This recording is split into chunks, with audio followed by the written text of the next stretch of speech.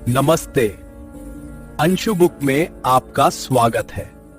सोचकर देखिए, एक ऐसी लिफ्ट जो कुछ मंजिलें ऊपर नहीं बल्कि जमीन के अंदर कई किलोमीटर गहरी जाती है।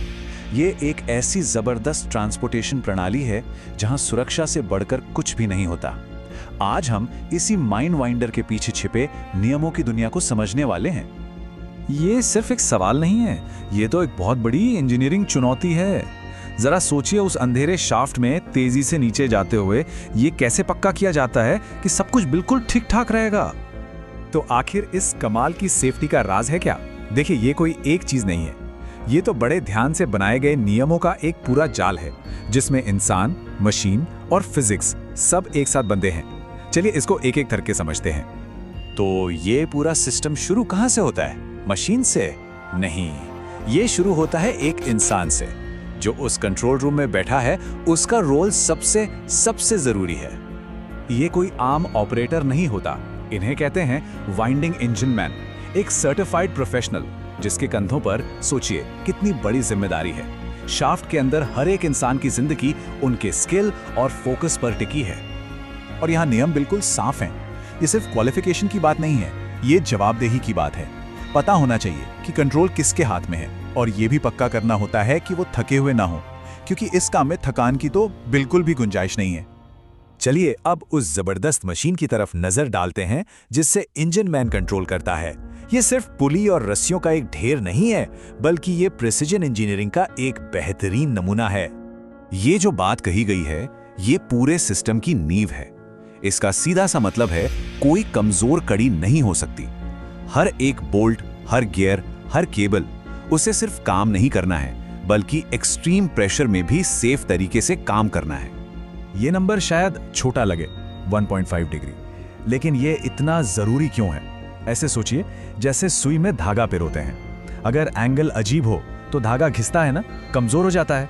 बिल्कुल वही चीज यहां होती है।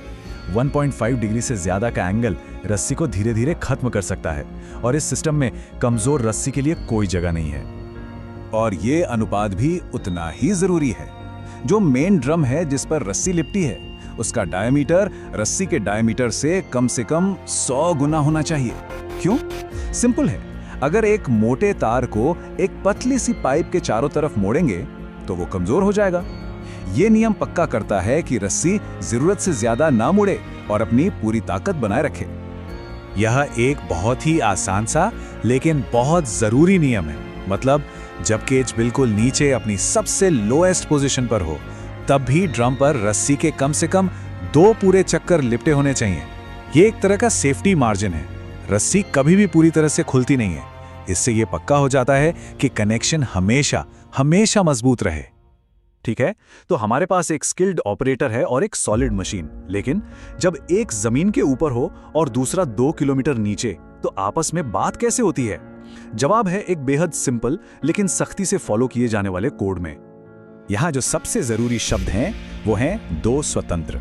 इसका मतलब हमेशा एक बैकअप तैयार रहता है। अगर एक सिग्नलिंग सिस्टम फेल हो गया तो दूसरा फौरन काम संभाल लेता है। यह नियम इस बात को पक्का करता है कि कम्युनिकेशन की लाइन कभी भी ना टूटे।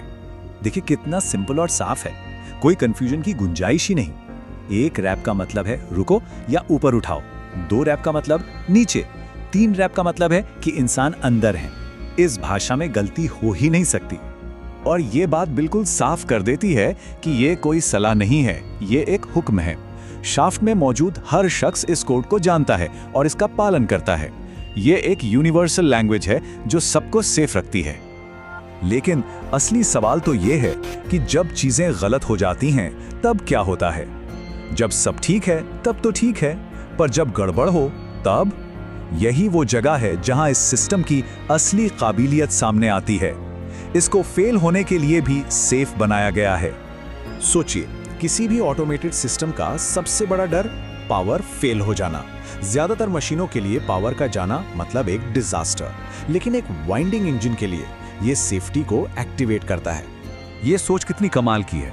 ब्रेक्स को ऑन रहने के लिए पावर की जरूरत नहीं है, ब्रेक्स को ऑफ रखने के लिए पावर चाहिए। इसका मतलब क्या हुआ? पावर फेल हुई तो ब्रेक्स लग गए, हादसा नहीं हुआ। सेफ्टी ही इसकी डिफॉल्ट सेटिंग है। एक और खतरनाक सिचुएशन, मान लीजिए केज कंट्रोल से बाहर हो जाए और बहुत तेजी से नीचे गिरने लगे, क्या कोई चीज है जो उसे जमीन से टकराने से रोक सके? बिल्कुल है। इस डिवाइस का नाम है ऑटोमेटिक कंट्राइवेंस। इसको सिस्टम का गार्डियन समझ सकते हैं। ये लगातार केज की स्पीड पर नजर रखता है। जैसे ही स्पीड खतरनाक लेवल पर पहुंचती है, यह फौरन ब्रेक्स लगा देता है ताकि लैंडिंग हमेशा सॉफ्ट हो। और इसकी हर हफ्ते जांच होती है ताकि ये गार्डियन हमेशा अलर्ट रहे। और अब आते हैं आखिरी सबसे बड़ी आफत पर, ओवरविंड। मतलब केज रुके ही नहीं और ऊपर हेडगियर की मशीनरी में जाके फंस जाए। ये सोचकर भी डर लगता है, लेकिन इसके लिए भी एक आखिरी सेफ्टी लॉक मौजूद है। ये कमाल का 2 स्टेप प्रोसेस है। जैसे ही केज हद से ज्यादा ऊपर जाता है, एक स्पेशल हुक रस्सी को छोड़ देता है, लेकिन केज गिरता नहीं है। उसी पल शाफ्ट के साइड से डॉग्स या कैचेस बाहर निकलते हैं और केज को पकड़ लेते हैं, उसे हवा में ही सेफ रोक देते हैं। और यही इस पूरी कहानी का निचोड़ है। सेफ्टी किसी एक पार्ट या एक नियम से नहीं आती। ये आती है एक ट्रेन्ड ऑपरेटर, एक प्रिसाइज मशीन, क्लियर कम्युनिकेशन और ढेर सारे ऑटोमेटिक सेफ्टी सिस्टम्स के एक साथ काम करने से। ये एक पूरी फिलॉसफी है। ये हमें सोचने पर मजबूर करता है ना? एयर ट्रैफिक कंट्रोल से लेकर पावर ग्रिड तक हमारी दुनिया ऐसे ही न दिखने वाले नियमों के सिस्टम्स पर टिकी है, जो हमें हर रोज सेफ रखते हैं।